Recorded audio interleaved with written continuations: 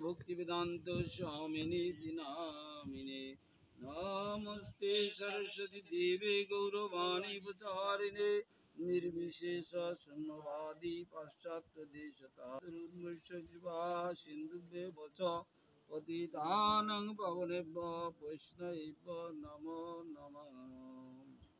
जय श्री कृष्ण चैतन्य प्रभु नित्यानंद श्री अद्वैत गदाधर श्रीवासादि गौर भक्तवृंद।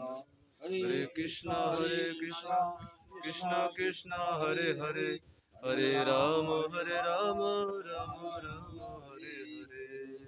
ओम नमो भगवते वासुदेवाय। ओम नमो भगवते वासुदेवाय। ओम नमो भगवते वासुदेवाय। ओम नमो भगवते वासुदेवाय। भगवान वासुदेव चंद्र की जय। समस्त भक्तवृंद की जय। पितृपक्ष की जय। पितृदेवेर पारमार्थिक कल्याणार्थे वैष्णवीय श्राद्ध वैष्णव संघ वैष्णव सेवा की जय। समस्त भक्तवृंद की जय। भक्तवृंदेर पारमार्थिक कल्याण की जय। गृहस्थेर पारमार्थिक कल्याण की जय। विदेही आत्मार पारमार्थिक कल्याण की जय। निताई गौ सीतानाथ प्रीति ब्रह्मानंदे हरि बोल। हरे कृष्ण। तो पाठ तो আপনারা শুনেছেন বহু বহু জন্মের পর জ্ঞানীর ব্যক্তি অর্থাৎ বহু বহু জন্মের পর যখন জ্ঞানী ব্যক্তি বুঝতে পারে গোবিন্দ ছাড়া আর কোনো রাস্তা নেই, মানে কোনো ভাগুলে মজা নেই বাংলা কথা, তখন তারা কি করে ভগবানের চরণে আত্মসমর্পণ করে। আর যেমন পূর্ব অভিজ্ঞতা একটু না বলি হয় না, আসার সময় দেখলাম এই যে বেগুন খালি এনে মাছ মারতেছে, তো যখন মাছ বাঁধে ও কিন্তু দৌড়ানো মানে ছাড়ানোর জন্য খুব চেষ্টা করে, তাই না? আর শিকারি যে সে খুব মজা পায়, মানে দৌড়চ্ছে আসছে গুছাচ্ছে খ্যারখ্যার করছে, খুব মজা। ওটা আপনারা যারা না করেছেন তা বুঝবেন না, আমি ভুক্তভোগী বুঝি। ওরা যে এত কষ্ট পাচ্ছে ছাড়ানোর জন্যই, আর আমি মজা পাচ্ছি। সারা দৌড় দিচ্ছে আর শুধু কত দূর যাবো, আমার শুধু তো আছে লাটাইতে যাও আবার গুছায় নিয়ে আসছি, কত জ্বালা। তেমনি যারা বুঝেছে যে কোনো পাগলে মজা নেই, সে গোবিন্দ চরণ ছাড়া আর কোনো মজা নেই, শয়তান বজ্জাতি মস্তানি যাই করি না কেন ওই ছাড়া আর কোনো মজা নেই, তারাই এই ভিতরে আছে। তো আজকে সবাই এই অবস্থায় আমরা আছি, এইখানে ভাগবত পাঠের দরকার নেই, কারণ অলরেডি তো মাথা নত করে গেছে, কারণ এই ছাড়া গতি নেই। হরে কৃষ্ণ। তো তার ভিতরে এখন কি করতে হবে, শাস্ত্রীয় বিধিবিধান যেটা আছে সেটা আমাকে প্রত্যেকের ফলো করতে হবে। মানে মনোকল্পিত ধর্ম ইচ্ছা মতন চলাফেরা এগুলো করলে কাজ হবে না। যদি আইন মেনে চলতে হবে। আমার একজনের রান্না করতে দিল, বাবু এটা ছানা, এটা আপনি সুন্দরভাবে রান্না করেন। আমার যে সময় দিল মানে কি চই জিরে গরম মশলা লবণ তেল মরিচ এগুলো, তা আমি কি করলাম বেশ রান্না করি, কিন্তু দেখলাম যে লবণটা এছাড়া তো লবণের স্বাদ কেমন নোনতা, নোনতা এটা দিলি তো জুত হবে না। পাশে আমার চিনি রয়েছে 170 টাকা কেজি আর এরপরে 40 টাকা কেজি, যা স্যার আমি খালি চিনি দিয়ে দিই, তাহলে কি হবে, আমি তো মনোকল্পিত না, আমি মনে করলাম যদি চিনি দিই তাহলে কি হবে আরো স্বাদ বেশি হবে, লবণ দিলে স্বাদ বেশি হবে নাকি? ও হরে কৃষ্ণ। মানে মূর্খ তো অশিক্ষিত লোকই যা হয়। তা কি হলো, আমি চিনি দিয়ে দিলাম যাতে ওটা টেস্ট বেশি হয়। যখন পরিবেশন করে যখন প্রসাদ পাতি পাচ্ছি কি স্বাদ পাওয়া যাবে? লবণ যদিও নুনটা কম দাম, তবু ওইটা যদি দেওয়া হতো তাহলে সুন্দর স্বাদ পাওয়া যেত। কিন্তু যেহেতু রান্নার যে বিধি সেই বিধি আমি পালন করলাম না, না করে আমি আমার মনোকল্পিত মনে করলাম এটা খুব ভালো হবে।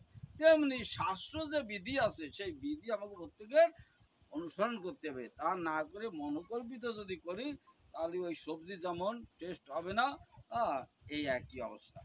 যার কারণে অনেকে আমরা ঠিক সঠিক মত পথে এগোতে পারতেছি না, শাস্ত্র বিধিবিধানের না মেনে ডাইভার্ট করে আমরা মনোকল্পিত অনেক কিছু আমরা করি। তো আমরা যারা ভগবত ভক্তিতে মানে ওই বহু জন্মের পর ভগবত ভক্তিতে আসার চেষ্টা করতেছে, তারা যেন অন্তত সাধু বৈষ্ণবের আনুগত্যে ভগবত ভক্তি যাজন করার প্রয়াসী হই। সাধু বৈষ্ণবের আনুগত্যে যতক্ষণ না আসবো ততক্ষণ আমরা মনোকল্পিত পাবো। এর কারণে আমাকে বিভিন্ন বাধা বিপত্তি, হ্যাঁ, এগুলো আসবে এবং সে 20-50 বছর ধরলেও আমার মতন লোক 50 বছর দীক্ষা করে বাবা সিনিয়র ভক্ত বুড়ি হাত দিয়ে লেখাপড়া করতে জানো, সার্টিফিকেট দেখাইছে কিন্তু মূলই কিছু না। স্কিল দিয়ে মাপতে গেলে দেখা গেলো একজন সামাজিক একজন আলাপ করতেও পারে না বা একটা দরখাস্ত লিখতে পারে না, তো সার্টিফিকেট আছে মানে আমার মতন সিনিয়র ভক্ত কিন্তু মূলই কিছু নেই। ভগবত ভক্তির কোনো কিছু নেই, যেহেতু আমরা আনুগত্য স্বীকার করি না, ভগবত ভক্তের সঙ্গ করি না। এই কারণেই তো আমার কী করতে হবে, ভগবত ভক্তের সঙ্গ করতে হবে, ভক্তদের শুদ্ধ ভক্তের আনুগত্য থাকতে হবে। তাহলে কী হবে, আমরা ধীরে ধীরে অগ্রসর হতে পারবো। এটা হচ্ছে মেইন কথা। ভক্ত যারা আছে আর কি আছে, বিশেষ করে এই কলিযুগে আমরা যে যাই করি না কেন, অন্তত মেইন সুইচের সাথে যোগাযোগ করে যদি আমরা বাল্ব জ্বালাই, সেটা বাথরুমই হোক আর ল্যাট্রিনই হোক, সে বাল্ব কিন্তু জ্বলবে। আর মেইন সুইচের সাথে যোগাযোগ না করে যদি আমরা বেডরুম গেস্ট রুমে দিই, একটাও লাইট জ্বলবে না। তো সেই মেইন সুইচ হচ্ছে বা কলিযুগের পাবনতারী ভগবান শ্রী চৈতন্য মহাপ্রভু কৃপা করে চৈতন্য চরিতামৃতের প্রথম শ্লোকে বলেছে, অনর্পিত শরীর চিরাত করুণা অবতীর্ণ কলৌ, মানে করুণা এমন করুণা করে এই পাপি তাপিরে সেই মানে অমৃত গোলকের প্রেমধন হরিনাম সংকীর্তন আনি দিছে। আমরা অন্তত জানো এটা খাতি সুতি বস্তি সে বিবাহ শ্রাদ্ধ হোমযোগ্য নামযোগ্য যাই করি না কেন, মেইন সুইচের সাথে যেন যোগাযোগ করে নি। সেই যোগাযোগটা অতি সহজ, সেটা কি হরে কৃষ্ণ হরে কৃষ্ণ হরে কৃষ্ণ কৃষ্ণ কৃষ্ণ হরে হরে হরে রাম রাম রাম হরে হরে। সব কিছুর ভিতরে যদি আমরা হরে কৃষ্ণ মহামন্ত্র কীর্তন করি, দেখেন এই যে এখানে আজকে শ্রাদ্ধ হলো, মন্ত্রকাণ্ড আছে, এটা গোপাল ভট্ট মানে সড়ক গোস্বামীর একজন ওনার লেখা, সেটা কি আছে, এটা বৈদিক মন্ত্র উচ্চারণ করা আছে। আর এটা হচ্ছে মহামন্ত্র।